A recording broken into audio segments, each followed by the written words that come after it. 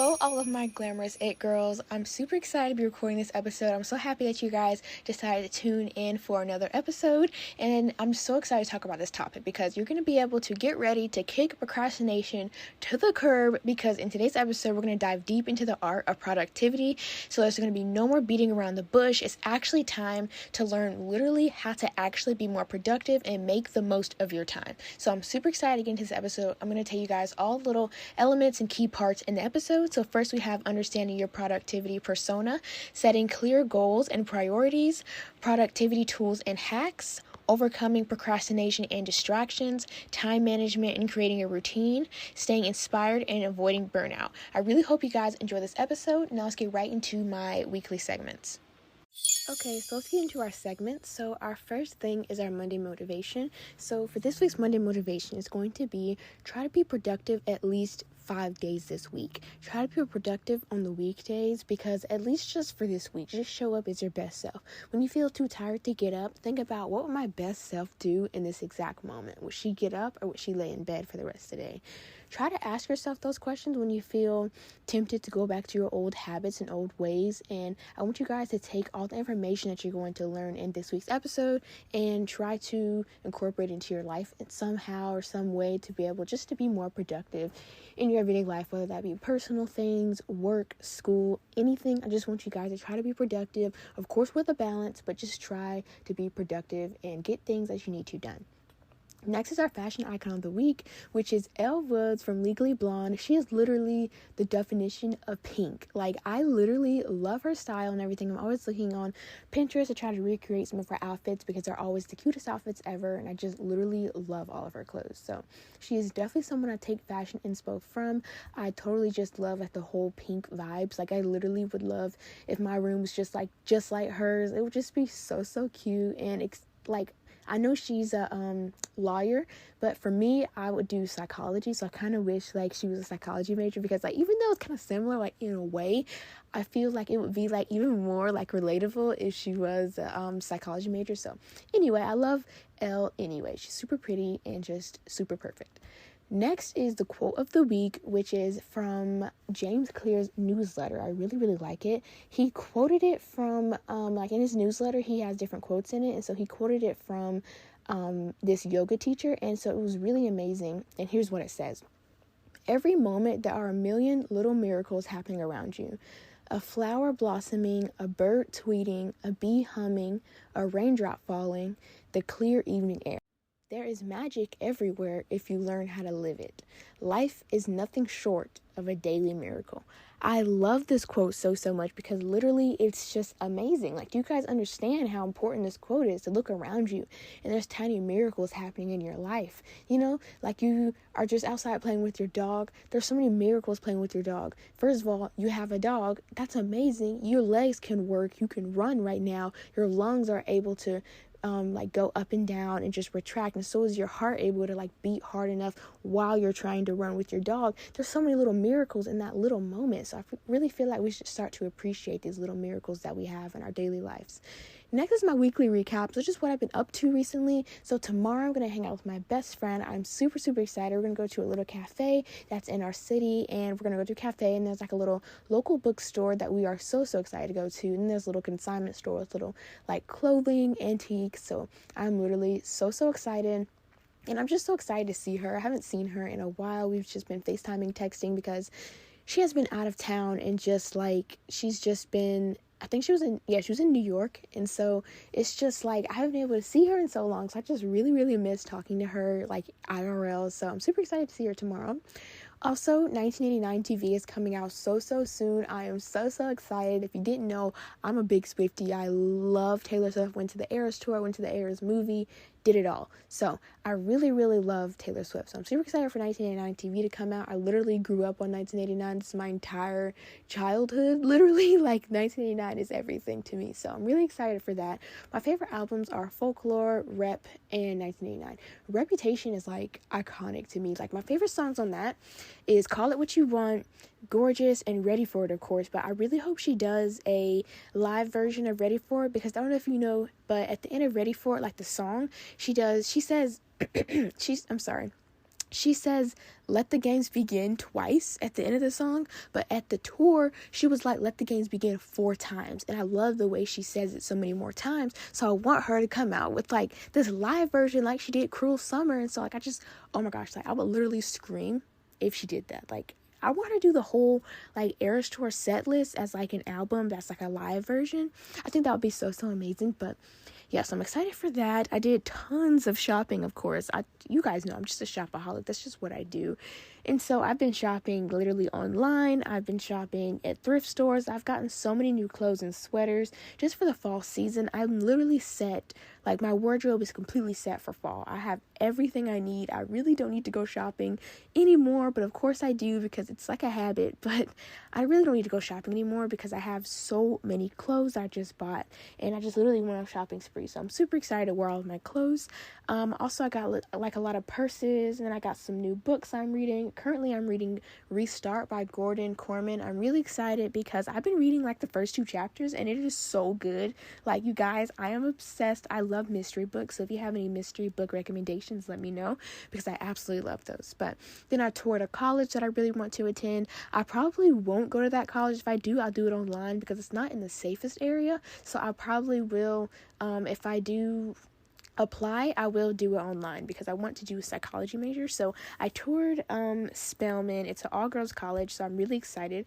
It was really fun, actually. I posted some pictures from it on my Pinterest, and it was just really cute and just a nice little environment. It really looks like inside of it. Outside of it was pretty like not safe, but in the inside of like the campus, it was pretty great. So I really did like it, and I really do think it's like a little universe. So it's kind of like there's like a little grocery store in there. There's like not a hospital, there's like a doctor's office, there's like a gym in there, there's literally so many things. I'm not talking about a gym that's in like a high school, but like actual gym equipment. What? Like, that's so crazy. So I'm just literally obsessed. So I really think it's really amazing and really cool. And I also bought some Victoria's Secret pajamas that I'm literally obsessed with. It's the iconic pink stripes. So I'm really just obsessed with it. It is so cute, and I just really want to wear it like every night, and I'm just so excited. Also, I'm really proud of myself because in my college class that I'm taking is U.S. history, and I have a 95 in that class. Literally, it's like literally a college class. I'm taking it through a college, and I have a 95 in it, you guys. Can you believe that? And I have a 93 in chemistry. That's a high school class, but like I love chemistry so much anyway. Like, chemistry is just the best. It's so easy, you guys. I'm telling you, like, I could literally, you know how you always see those Pinterest like pins that be like, hot girls don't have to study for English exams.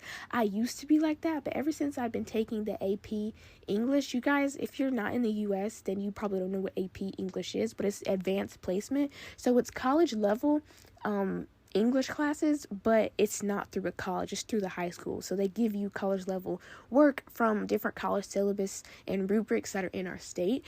And so it's a college class, and so it's really difficult. Like, these essays they want me to write, I have to write an essay like every week, and it's terrible.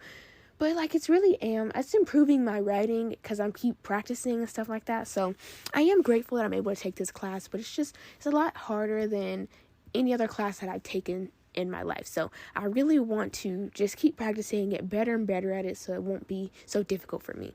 But yeah, so that's basically what I've been up to. Featured listener this week is, I don't know if I'm saying your name right, so don't come at me, but I literally love you. I just want to give you a hug. So it's she DM'd me on Pinterest, by the way. Her name is, I'm going to try my best, okay? Okay. It's VERUSHKA. I would say Varushka or Varushka. I may or may not be right. Correct me if I'm wrong, but I literally love that. Like, this, just listen to what she says, okay? She says, "Hi, I just wanted to say I've started listening to your podcast lately, and I absolutely love it so much. It literally feels like a virtual hug, and you have such a gorgeous voice. Thank you for being you." Oh my gosh, you have no idea how much that made my day, you guys. When she messaged me with this message, I was literally screaming. I was sending it to all my friends. I was like, "Look at this girl, what she said about my podcast." I was literally so excited. So literally, it's just, I was so happy. And I'm so happy. That was the sweetest thing anybody's ever told me on my podcast. Like, and Genesis recently told me that it feels like she's on FaceTime with her best friend. And I was like, Genesis, like, you guys, your feedback on the podcast just means the world to me, because it literally lets me know, like, if you guys like it, if I'm doing something right, like, literally, like, I just really appreciate it. So if you ever have time, please leave a rating and review over Spotify and Apple Podcasts. It takes like 2 seconds and it's really quick. It doesn't take long at all. So I really do just literally just appreciate it so much. And like, I just really appreciate what you said, Varushka. That's just like the sweetest thing ever. Truly, I just wish I could give you a hug, and I just wish I could send you like all these gifts and stuff, because that just means so much to me. So thank you. Also, my journal prompt of the week is I got it from James Clear newsletter, just like I did the past few weeks, because I just love the newsletter. So it's, in your professional life, who do you admire most? And in your personal life, who do you admire most? So it's just taking time to reflect on who you admire and who are you grateful for in your professional/work/school life, and in your personal life, which is like your family and friends.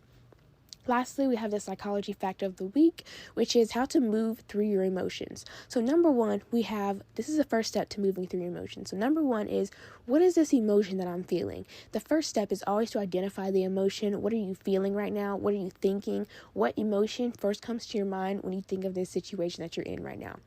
Number two is, what are the physical symptoms? Is my heart racing? Do I feel like I have butterflies in my stomach? Am I getting a headache? What is going on in my body that makes me feel like I am having a stressful time right now, or if I'm just not in the best situation? Number three is, what caused this to happen? This can be anything. This could be something your friend told you, or a remark that your mom made. You're not getting any messages from your friends. That could be literally anything. What has caused this distress to happen? Number four is connection. What need is wanting to be met? Let's go back to the example about your friends. If you don't get messages from your friends, if you're always the one texting first, and not in a bad way, because I text my friends a lot first. That's just because they don't really know what to say, because I'm more of a talkative person. All my friends are like, we all have social anxiety and it's just like, it's difficult sometimes. So I understand when it comes to my friends, but if somebody is doing this purposely, not texting you first on purpose in a rude way that you know it's like in like not a nice way, what need are you wanting to be met? Do you want them to text first? Do you want them to text you at all? What do you want out of this? Number five is, how can I meet this need? Do I need to go up to this person in real life since they won't answer my messages and talk to them about this? What can I do to meet this need? And number six, which is last, is letting the emotion go. You need to find ways to let go of your emotions, especially your stressful emotions and things that don't make you feel good. So a different way you can let this out is to open up your voice memos app on your phone, or just record and just literally just vent to yourself. And I know it feels easy to vent to other people, but you may not want everybody knowing all of your personal information, what's going on in your life right now. I completely understand that. So sometimes it's just really great to just record yourself just talking and talking and talking, going over and over and over again. Act like you're talking to someone, but you're really just talking to your phone. It's really, really important, because it can really just let go of all the things that is going on in you right now. You just let go of all the feelings. If you don't want to talk verbally, you can write it all down on paper. I know that's a really good idea too. You can also write a letter that you'll never send to this person who hurt you. I do this all the time to people who hurt me. Literally just write a letter on how I feel, how they made me feel, what I wish they did differently, how I wish our relationship was like. Just write a letter that you'll never send to that person. It just lets you be able to let it go and just get it all off of your chest and out of your brain. Also, praying to God is amazing too, because He will make you feel like you just took a load off of your shoulder. Like you just feel so much more light and so much more at peace and ease when you just are able to vent and pray to God, because He has no reason to go telling everybody your business. He wouldn't do that, because He's not the type of God. He's a loving God. People who love people don't go around spreading lies and rumors about people. So He wouldn't do that to us. So I really do recommend you go through this little moving through your emotions hack that I have for you guys today. But I'm super excited to get into the actual episode, so let's get right into it. So first, we have understanding your productivity persona. So the first thing you need to do is to recognize your productivity peaks. So you need to realize, when are you most alert in the day? Is it in the nighttime? Is it in the morning time? Are you more of a morning person? Are you a night owl? When is the time of day where you are more productive? When you wake up early in the morning, do you feel more productive then? Or when you're up at night, you're listening to your study music, you're just highlighting your textbook, annotating, doing all that cute stuff? Do you feel more productive then instead? decide and actually analyze yourself and see when are you most productive, and start to do your most important tasks and all those things in that time. So like for me, I'm most productive in the morning, so I wake up early enough so that I can be able to get my most important tasks done in the morning time, because you want to put all of your brain power toward the important task. You don't want to put like all your important things to the end, because towards the end, that's when you get more tired, you get more burnt out. So I feel like you guys should definitely analyze yourself, see what time of day you are most productive, and put your most important tasks at the beginning of that productivity peak in your day. Also, make sure to embrace your natural rhythm. Like I was saying, if you're more of like a morning person or a night owl, you don't have to try to be like somebody on YouTube or like me or whatever. You can just like do whatever you want. If you're more of a night owl, don't be ashamed. Do the things that you need to do at nighttime, but make sure you're still getting that good sleep. We all need at least about 7 to 9 hours of sleep, so make sure you're getting good sleep. But if you work better in the evening time, then work in the evening. If you work better in the afternoon, work in the afternoon. If you work better outside, then go do a little study date with your friends or just by yourself outside. It's really fun to be able to do that. Also, being aware of these things can really, and just like, it can just really help you to know your productivity levels even more, because I feel like knowing your productivity style can really help you to embrace the productivity and learn how to actually be productive, like from this point on. Next is setting clear goals and priorities. So the SMART goal formula is really, really important. So here are the different objectives into the SMART goal formula: specific, measurable, achievable, relevant, and time bound. That spells out the acronym SMART. And so it's really, really important to be able to focus on the SMART goals, because when you make SMART goals, you're working smarter, not harder. You're working in a way that benefits you and your life. So first of all, let's talk about specific.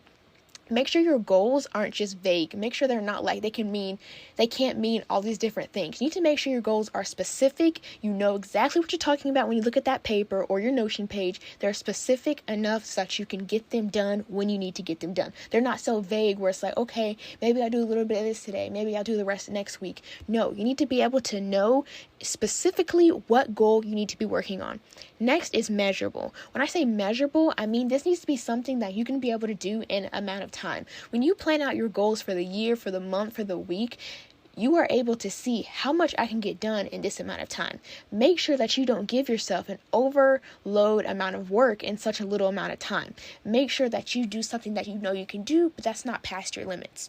Next is achievable. Now, I'm not saying not to have big ambitions when it comes to goals, but it's really important to do something that you know that you can do. Like, I'm not going to be out here saying, I'm going to get a G-Wagon next month, because I'm not going to get a G-Wagon next month. That's not achievable. You need to think the same way with your goals. You need to make sure your goals are achievable and you can actually obtain them and get to that point when you are able to. Next is relevant. You need to make sure all of your goals are relevant to the end goal. There should be one big long-term goal and all these short-term goals to lead you up to that long-term goal. So this is an example. So in the beginning of the year, or whenever you want to, but specifically for most people, it's the beginning of the year. So in January, you plan out all your goals, and your long-term goal is the goal that'll be due for you in December. But you have these short-term goals each month so that you can be able to work yourself up to that goal that you have for December, end of the year. So it's really important to be able to have these goals to be relevant, because think about if you want to work in fashion industry, but you're majoring in chemistry, that makes no sense. That's not relevant. You need to make sure that your goals are relevant to your end goal. And lastly is time bound. Make sure, this is kind of like, what's the word? That's kind of like similar to the last one I told you guys a little bit earlier ago, but it's really important to be able to just have your goals be time bound and just like time them in the great way. Safia talked all about SMART goals in my episode I did with her last year. It was all about how to plan and achieve your goals for 2023. That episode applies to every single year, not just 2023. So I would definitely go back and listen to that episode for more breakdown on SMART goal formula and just setting goals in general. But also the priority matrix is really important. So you need to know how to identify and tackle high impact tasks. This plays a big role into the previous section I had about your productivity peaks. So I feel like that when it comes to identifying your tasks that may be like more work. Like say for example, like algebra isn't your strongest class. That's how it is for me. It's not my strongest class. So I'm going to make sure that I do that first so I can give all my brain power to that and do the best that I can in that.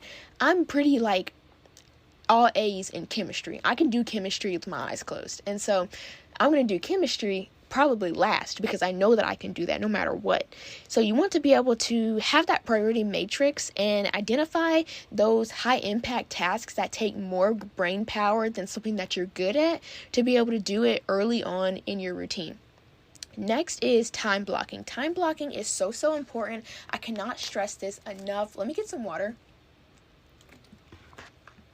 I cannot stress this enough though. I use the app Structured. The app is amazing. It's free. I really recommend you use it. It's literally amazing. So here's what I want you to do. So download the app Structured literally right now. You can still listen to this while you're on the App Store. Go to Structured, download it, and literally it's so easy. All it does is you click the little plus button in the corner, create a task, and you're going to add different tasks for each part of your day. This is much more efficient than getting a planner. I still recommend getting a planner, but for time blocking, I recommend doing it online. So like on your phone, on your laptop, whatever you can do it on, just do it either way. You really need to. This is one of the main things that just capture productivity to me. If there's one thing you take from this episode, make sure it's time blocking. Time blocking is the most important part of productivity because it lets you be able to track down what you're supposed to be doing every single day and at what time. You don't have to follow it like you're a robot, but you need to follow it as it's a base structure for your day. So what I mean by that is when you're time blocking, make sure that like you time block what you're supposed to be doing at each hour, each minute, each time of the day. I'm not saying like make it be like where you can't move around it. No, it's just a base structure so you know what you're supposed to be doing every day. You're not sitting around lazy, not knowing what you're supposed to be doing. You're not going to be like getting out of it like, oh, well, I don't know what I'm supposed to be doing right now, so I'm just going to go on my phone and like scroll whatever. No, you don't need to be doing that because that's not going to benefit you and that's not going to let you be more productive in the end goal. What you need to do is time block your time block your day, time block your week, time block everything you need to so that you can know what you're supposed to be doing at this time of day. Time will not get away from you when you start time blocking. I'm serious. Okay, let's move on to section 3, which is productivity tools and hacks. So first off, we have my must-have apps for productivity and time management and just organization in general. So apps I like to use for my calendar and just for my time blocking, so just like to-do lists, I can just keep track of my day, is the app Structured. I talk about it all the time. Literally just go download. I spoke about it a couple minutes ago. It's just really easy and really important to use to me. I can really just go ahead and just schedule things out like so far in advance, and it'll remind you. You can choose a time, you can choose how long you're going to be doing this task, you can choose like an all day thing. So it's kind of like if you have a dentist appointment on Friday, you can just put dentist appointment on Friday, and it's like pretty easy. Also, I know a lot of people like to use Google Calendar. I'm not a fan of Google Calendar. I like Notion. Notion has like the calendar setting on there that I really like, and then I like to use a physical planner just to help me, but I really like to use those apps. Next is the Pomodoro technique. So when you're trying to work or study, I really like the Pomodoro technique. Now, the original technique is to work for 25 minutes and have a 5-minute break. I honestly like to work for about 35 minutes and then have a 10-minute break because honestly for me, I feel like a 5-minute break is nothing and I need a 10-minute break, and then I'm really getting into the groove of things at the 25-minute mark, and so I really like to keep on working to about 35 minutes and then I'll take my break and then come back for another 35 minutes. I don't like to stop just right at the 25 minutes because like I said, my brain is in it, I'm working, and I'm just really in the groove of the subject I'm working on, so I really like to just work for a longer period of time and then just have a longer break. Next are just life hacks. So these are different practical tips for staying organized and efficient. So every night, like for the morning ahead, I really like, that sounded really confusing, but every night before the morning ahead, I like to write like a to-do list of things that I need to get done. So I like to just plan out my day basically. I always plan out my week as well on Sundays. So I'm homeschooled, so I can be able to know what assignments are due that week, and then I have like organization techniques. So like I plan out each assignment for what I'm going to do each day of the week. So I go through each of my subjects and I plan out and organize my subjects for each day of the week. So like I may do 2 chemistry assignments on Monday and a math assignment, so I can have time to do my AP English essay on Tuesday. So I can just plan out and organize my week. I know a lot of people can't do that because they're not homeschooled, but you can do that to an extent with different assignments, projects, and just things that you have to do. You can just organize it and plan out each thing on Sundays. So I really like to use Notion for that, because on Notion I have like an academic page. I have a Notion tour up on my YouTube channel, but I like to have an academic page on my Notion where I can just go through and type in each thing, each assignment specifically that I'm going to be working on each day of the week, so I can have just a stress-free, and I can just flow through the week knowing exactly what I need to do on each day. So it's never like I don't know what to do, nothing like that, because I planned it out on Sunday. And so I pretty much planned ahead, and it's just like really easier to do that rather than trying to plan out things the day of, because on Sundays you're kind of like, you're already kind of chill and laid back, so you can kind of just go ahead and organize it the efficient way rather than trying to hurry up and procrastinate and just try to get things done throughout the week. It's just a lot more time consuming trying to do it throughout the week when you could just do it better on Sundays. Also, I really like to use physical planners as well. I use more digital planners, but physical planners, I do like to use those just to, like, I feel like they're really cute, and you can just put like stickers on them. They can just be like really cute different pieces of like accessories and stuff like that. So I really do recommend using physical planners if you're more of like a writing type of person. Section 4 is overcoming procrastination and distractions. So first, I want you to identify your procrastination triggers.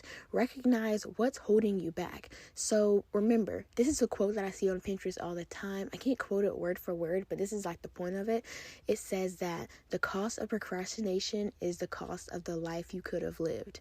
That's so true, because you honestly, that's like, like honestly, when you procrastinate, it's just cost of something that you could have been doing. It's cost of like a lesson that you could have learned. It's a cost of something that you could have got done productively. So many things that you're losing when you procrastinate your time. You need to be able to manage your time better. So first, I want you to identify, what are your procrastination triggers? Is it when someone FaceTimes you, you feel compelled to answer when you're doing your study sessions? Is it when you have a text message, you see Pinterest notifications pop up, someone invites you to like lunch or to dinner or something like that?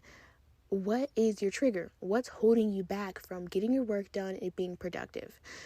Now, here's different strategies for focusing. So different techniques like the 2-minute rule is really, really important. So I really like to do this if I just feel like I have to like answer to whatever is calling me. So like if my friend texts me, I have a 2-minute rule. I have 2 minutes to text that friend back. That's literally it. And after that 2 minutes, she doesn't respond by the time I'm done, I have to turn back Do Not Disturb and just go back to my schoolwork. Literally, you have to. It's really, really important, because if you don't identify and remember what is holding you back from getting your work done, then you're going to be just consuming texting your friends all day. You're not going to have anything done. Yes, you may have been able to talk to your friends and have fun. What about what's most important? What about your schoolwork, your relationship with like God? What about all that stuff that you could have been doing? The life that you weren't living because of procrastination. All that is in the trash now, because you procrastinated your time by doing something that isn't even important compared to the other things that you needed to be doing in general.